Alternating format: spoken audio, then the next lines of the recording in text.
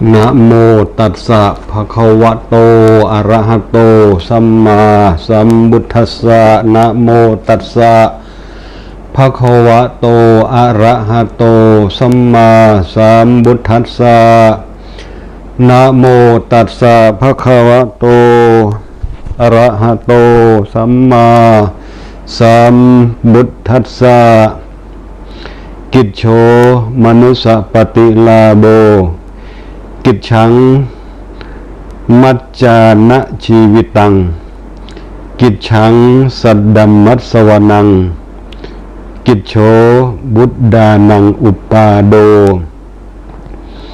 ภาสิสามิติอิมัสสะธรรมะปริยายัสสะอัตโธสาธายสมันเตหิสกัจจังธัมโมโสตโบติTerpujilah Sang Bhagawa yang Maha Suci yang telah mencapai penerangan sempurna.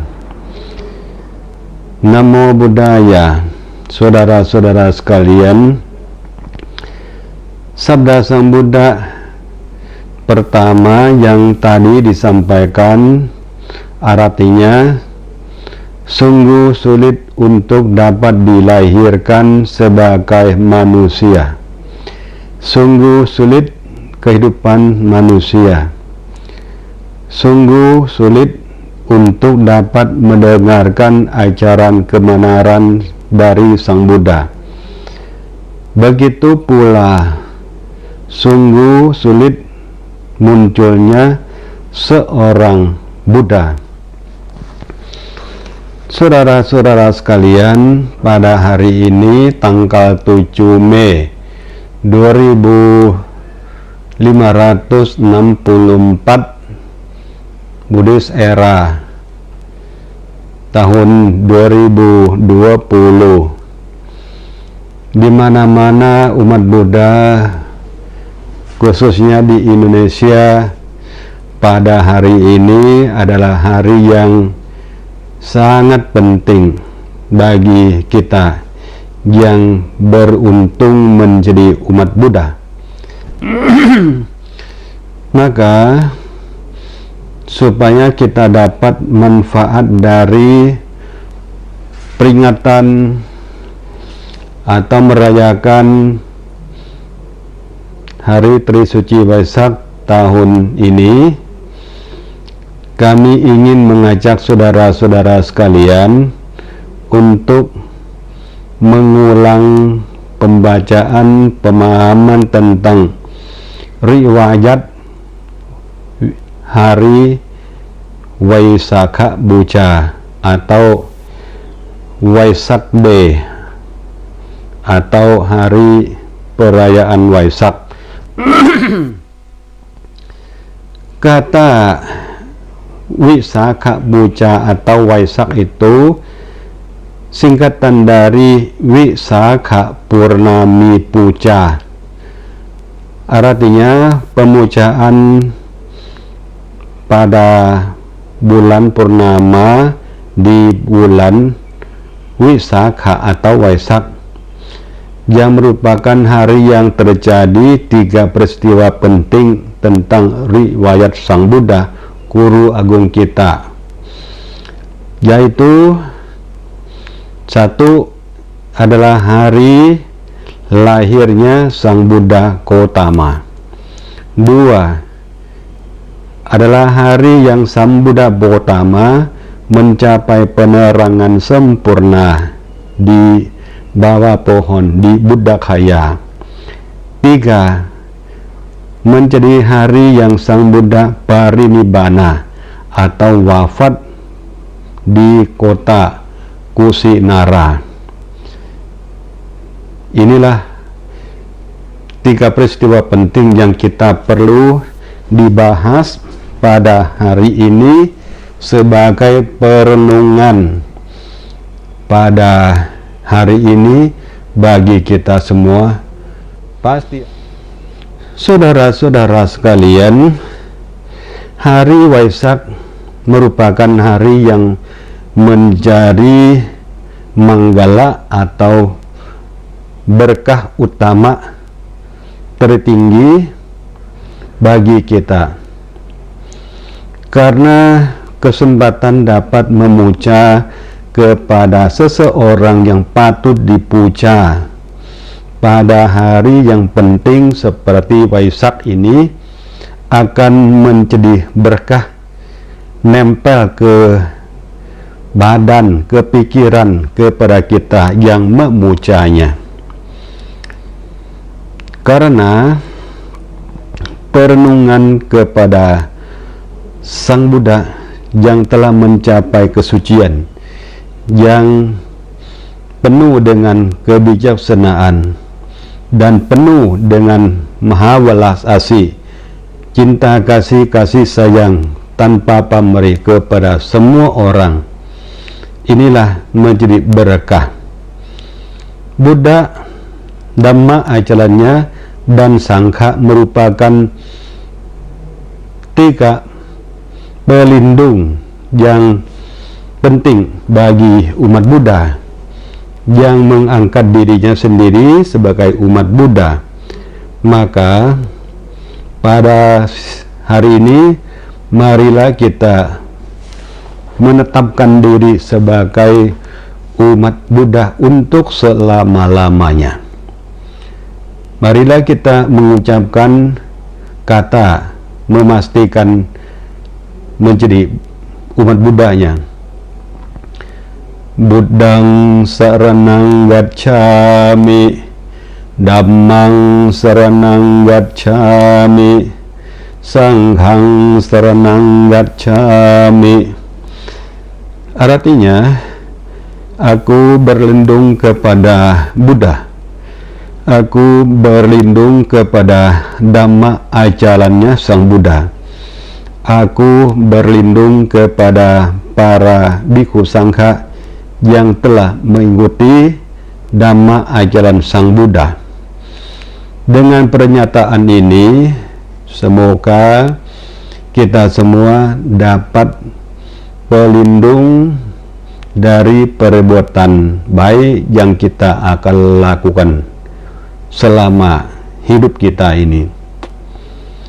Saudara-saudara sekalian, kita sudah tahu bahwa Wisakha Puja Purnami adalah pemujaan pada hari bulan purnama, bulan terang di bulan Waisak, menjadi hal yang sangat penting. Penting karena kita dapat merenungkan tentang keluhuran Sang Buddha. Pada hari ini di mana-mana umat Buddha di seluruh dunia tanpa sekte akan merayakan atau peringatan hari penting di dalam wihara atau di rumah kita masing-masing. Maka tahun ini beberapa negara termasuk Indonesia mengajak umat Buddha tidak perlu untuk melakukan kebajikan secara rame-rame yang akan menyebabkan kena virus corona 19. Maka tahun ini kita sekarang di mana berada, mari kita merenungkan tentang apa yang terjadi pada hari yang penting ini. Hari yang penting bagi kita adalah Waisak. Sang Buddha telah lahir, mencapai penerangan sempurna dan parinibbana. Sangat penting yang kita harus direnungkan, apa yang kita harus lakukan akan dapat manfaat dari perenungan pada hari ini. Saudara-saudara sekalian, yang pertama kita harus mengingat Sang Buddha bahwa beliau telah lahir sebelum tahun Buddhis. Ya, beliau sebagai anak raja, ayahnya bernama Raja Suddhodana, ibunya Ratu Sri Mahamaya. Beliau telah lahir di tempat yang dinamakan Taman Lumbini. Sekarang terletak di kawasan negara Nepal, bagian utara dari India. 2644 tahun yang lalu, Sang Buddha Guru Agung kita telah lahir. Kelahiran Sang Buddha merupakan sebab dari kebahagiaan, karena beliau telah bertekad untuk dapat lahir untuk membabarkan Dhamma, akan berusaha untuk membawa manusia tanpa pamrih bebas dari penderitaan yang sangat sulit untuk dihindarkan, yaitu kelahiran, kesakitan, dan kematian. Maka kelahiran Sang Buddha Guru Agung kita memang berbeda dengan kelahiran manusia atau orang lain, karena beliau ada tujuan untuk membantu manusia dan semua makhluk. Maka beda dengan kita. Sang Buddha lahir, kita juga lahir, tetapi Sang Buddha telah lahir 2644 tahun yang lalu, tetapi nama Buddha masih ada di dalam hati kita semuanya, khususnya umat Buddha. Tidak pernah hilang atau bisa dihilangkan oleh alat apapun. Karena apa?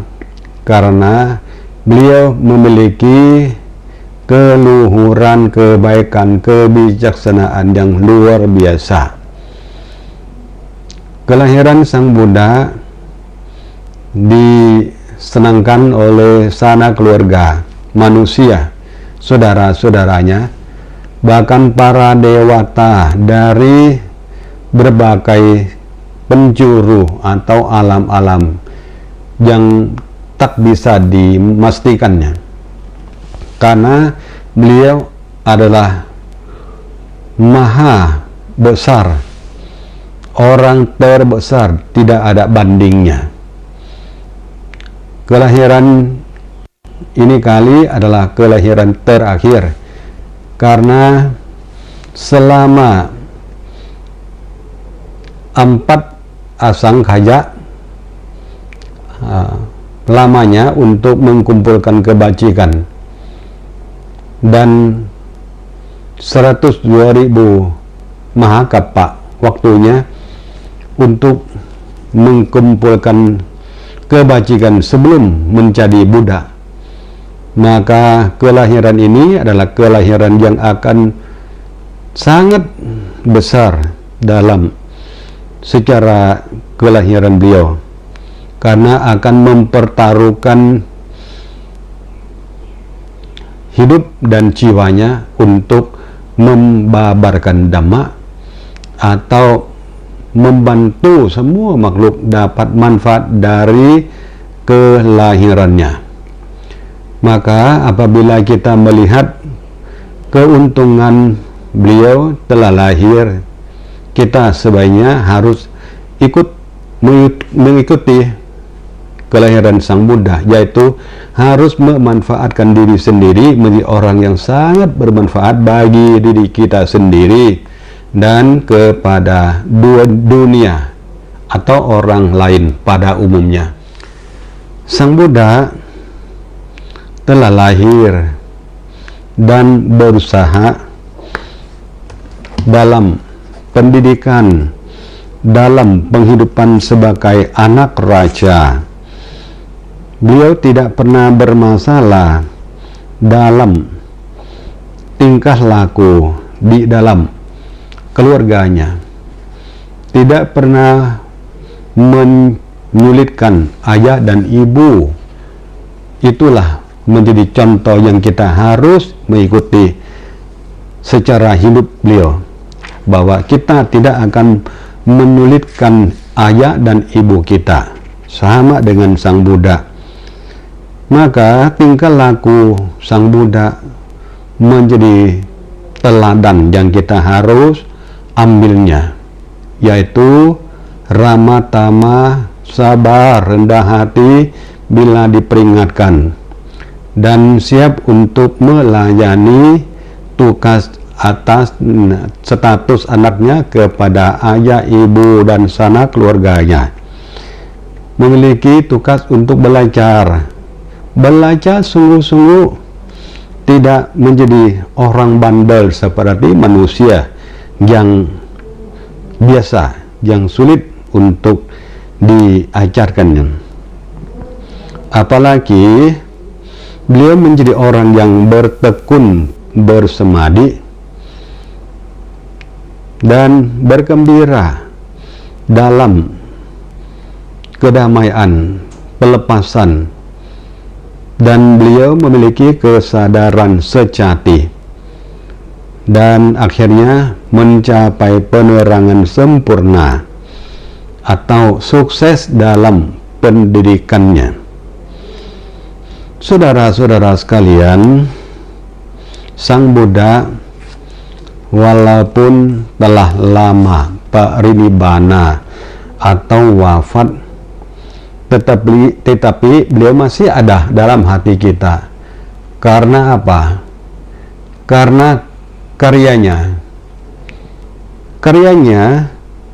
beliau memberikan dhamma, ajaran kebenaran kepada semua orang yang bisa dilaksanakan untuk kedamaian dalam hidupnya.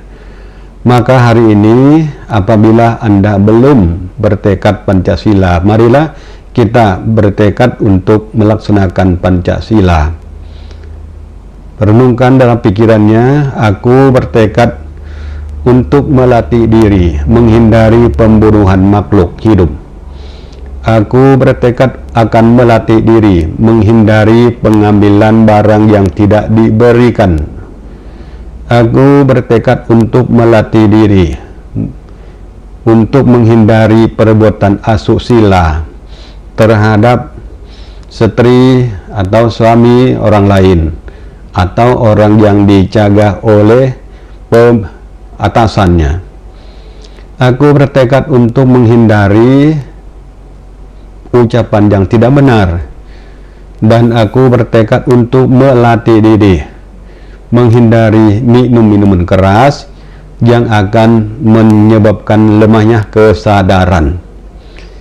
Itulah Pancasila Buddhis yang umat Buddha harus dilaksanakan sebagai umat Buddha sejati dalam kehidupan ini. Saudara-saudara sekalian, apabila kita sudah mengerti tentang ajaran Sang Buddha, tentang riwayat Sang Buddha secara singkat, dan telah melaksanakan Pancasila, marilah langkah selanjutnya kita harus membersihkan batin kita untuk memuja kepada Sang Guru Agung kita, Sang Buddha Gautama, karena Sang Buddha mengajarkan kepada kita semua supaya mendapatkan kebahagiaan. Maka kebahagiaan bukan akan datang begitu saja, tetapi kebahagiaan itu harus diwujudkan, diciptakan oleh kita sendiri. Apakah Anda sudah siap untuk menciptakan kebahagiaannya? Mari kita mulai. Sang Buddha pernah bersabda bahwa sungguh bahagia jika kita hidup tanpa membenci di antara orang-orang yang membenci. Di antara orang-orang yang membenci, kita hidup tanpa benci, Inilah kebahagiaan pertama yang kita harus mempelajari dan melakukan, mempraktekannya, karena kita semua ingin hidup bahagia. Kebahagiaan yang akan dapatkan oleh kita adalah Sang Buddha bersabda bahwa sungguh bahagia kita hidup tanpa penyakit di antara orang-orang yang berpenyakit. Di antara orang-orang yang berpenyakit, kita hidup tanpa penyakit. Inilah keuntungan besar, kebahagiaan besar bagi kita semua. Kita masih kuat, masih sehat. Ini keuntungan yang sangat besar. Maka jangan membiarkan kebahagiaan melewatkan begitu saja. Kita harus ambil makna hidup dalam kehidupan kita, menjadi orang yang beruntung, yang sudah menjadi umat Buddha, menjadi murid yang siap untuk melaksanakan kebajikan. Saudara-saudara sekalian, apabila kita ingin bahagia, kita harus bermeditasi bawana. Meditasi bawana adalah cara untuk menenangkan batin, untuk membersihkan batin, karena batin kita penuh dengan kekotoran.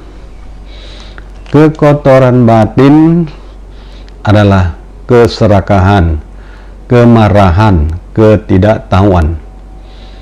Maka kita membersihkan keserakahan dengan cara memberi. Jangan loba atau ingin mendapatkan terlalu kelebihan, dan kita harus mengatasi hal ketamakan ini dengan berdana. Apabila kita bisa berdana, itu berarti kita akan mulai bahagia, karena kita dapat meringankan atau mengkikiskan keserakahan keluar dari pikiran kita. Apalagi kita jangan menjadi orang yang cepat naik emosi atau marah. Orang marah itu bisa berbuat sesuatu yang jahat. Maka orang yang berbuat jahat itu, selama buah dari perbuatan jahat itu belum masak, dia akan merasakan pahit seperti merasakan manis seperti madu. Tetapi apabila buah dari perbuatan jahat itu telah masak, dia akan pahitnya penderitaan.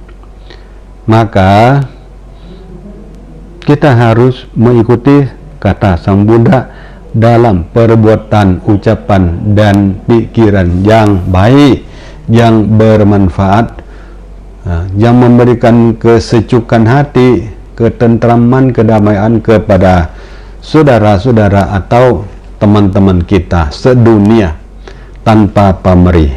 Itulah murid Sang Buddha yang perlu diingat dan dipraktekkan untuk selama-lamanya.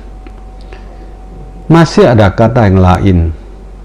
Apabila saudara-saudara ingin tahu, ikutin saya terus-menerus. Saudara-saudara sekalian, semua orang takut akan hukuman. Semua orang takut akan kematian. Setelah membandingkan orang lain dengan diri kita sendiri, hendaknya seseorang tidak membunuh atau mengakibatkan pembunuhan. Inilah Sang Buddha ajarkan kita. Hidup kita masing-masing dicintai oleh masing-masing kita. Kalau hidup kita dihabiskan oleh orang lain, kita akan kehilangan semuanya. Orang lain, makhluk lain juga sama halnya. Apabila kita membunuh mereka, mereka juga akan habis apa yang dimilikinya.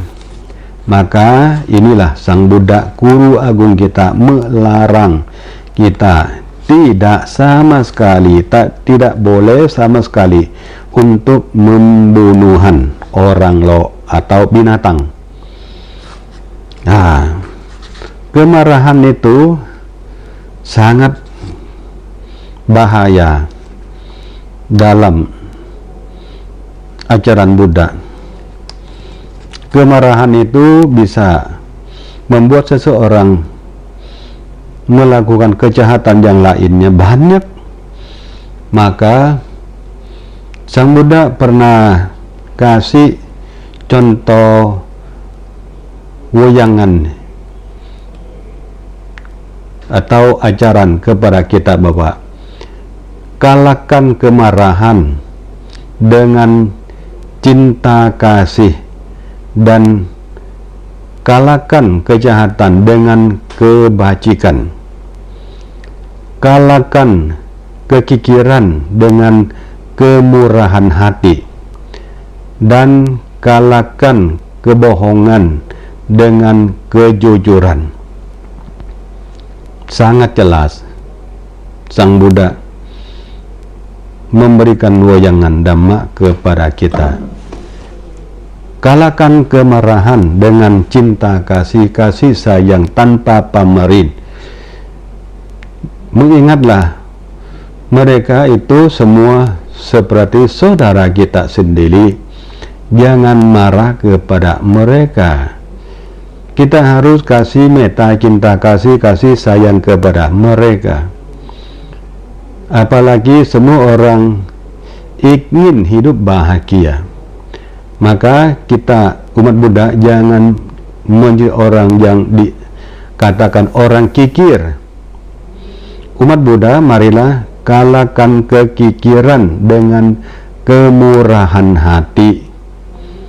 Murah kasih, kasih semua yang kita bisa bantu mereka. Ya, itu sifat luhur umat Buddha. Dan berbicara juga tidak berbohong, tetapi umat Buddha menjadi orang yang jujur, sungguh jujur. Nah, itulah yang diajarkan Sang Buddha, guru agung kita. Maka hari ini kita merayakan hari Waisak dengan berbuat kebajikan melalui badan jasmani, ucapan yang benar-benar. Itu baru dinamakan memuja kepada Sang Guru Agung kita, Sang Buddha Gautama. Bukan memuja hanya di mulut saja, tetapi perbuatannya buruk. Itulah yang kita perlu direnungkan pada hari ini. Saudara-saudara sekalian, yang lainnya adalah Sang Buddha mengajarkan kita menjaga pikiran. Pikiran itu sangat penting, sangat dihargai oleh semua orang. Mari kita mulai meditasi bawana, menjaga pikiran. Tentang pikiran ini, Sang Buddha pernah bersabda dalam Jamaka Wagga bahwa Mano Pubanggama Dhamma Mano Setha Mano Maya Manasa Ce Paduthena Basatiwa Karotiwa tak tonang dukhaman weti cakang wa wahato padang. Artinya, pikiran adalah pelopor dari segala sesuatu. Pikiran adalah pemimpin. Pikiran adalah pembentuk. Bila seseorang berbicara atau berbuat dengan pikiran jahat, maka penderitaan akan mengikutinya bagaikan roda pedati, mengikuti langkah kaki lembu yang menariknya. Ini bagian yang jahat dan perumpamaan yang luar biasa. Apalagi kata lain yang Sang Buddha pernah membandingkan perbuatan pikiran bahwa pikiran adalah pelopor dari segala sesuatu. Pikiran adalah pemimpin. Pikiran adalah pembentuk. Bila seseorang berbicara atau berbuat dengan pikiran murni, maka kebahagiaan akan mengikutinya bagaikan bayang-bayang yang tidak pernah meninggalkan bendanya. Inilah intisari dalam meditasi bawana. Meditasi bawana adalah cara untuk membersihkan pikiran kita supaya pikiran kita ini tidak berbuat buruk, tidak berbuat jahat, tidak berpikir jahat. Kalau berpikir jahat akan berbuat jahat, akan mengucapkan jahat, kata pedas, kata yang tidak bisa diterima orang, dan akan menjadi perbuatan yang bisa membunuh atau lebih dari itu. Maka kita harus menjaga pikiran, karena pikiran yang murni yang dijaga akan berbicara dan melakukan juga akan murni dalam perbuatan kita. Maka semuanya keluar dari pikiran kita. Maka kalau pikiran kita dijaga, kita akan bahagia, baik di dunia ini maupun di dunia yang lain. Maka saudara-saudara sekalian, kita hidup di dunia ini harus ada pedoman. Pedoman hidup kita harus dijaga dengan baik. Seperti tema Waisak tahun ini yang mengajak kita bahwa manfaat momentum Waisak 2020 untuk memajukan kesadaran Buddha, Dharma, dan pencerahan serta mengembangkan kebijaksanaan. Itulah tema Waisak tahun ini. Manfaat momentum Waisak untuk memajukan kesadaran Buddha, Dharma, dan pencerahan serta mengembangkan kebijaksanaan. Inilah yang kita harus ingat dan mengembangkan, memajukan yang diusulkannya. Semoga tahun ini menjadi tahun berbahagia bagi kita semua untuk dapat melakukan puja bakti dengan bahagia. Kebahagiaan yang kita lakukan akan melindungi kita berbahagia sepanjang tahun, sepanjang masa, baik dunia ini maupun dunia selanjutnya. Maka kita ikut terus. Saudara-saudara sekalian, perayaan Waisak tahun ini kami mengajak saudara-saudara sekalian, marilah umat Buddha bersemangat menanamkan karma baik sehingga membuat manusia hidup beruntung dan berbahagia. beramallah dan berkebijaksanaanlah, kanlah buahnya karama baik yang akan dipanen oleh dirinya masing-masing. Memang semua orang yang berbuat apa, dialah yang akan menerima apa yang dilakukannya. Saudara-saudara sekalian, untuk menyempurnakan hidup kita dalam ajaran Buddha, barangkali ada yang menanyakan bahwa dapatkah ekonomi yang buruk membantu menyelesaikan masalah? Dhamma bisa bantu apa?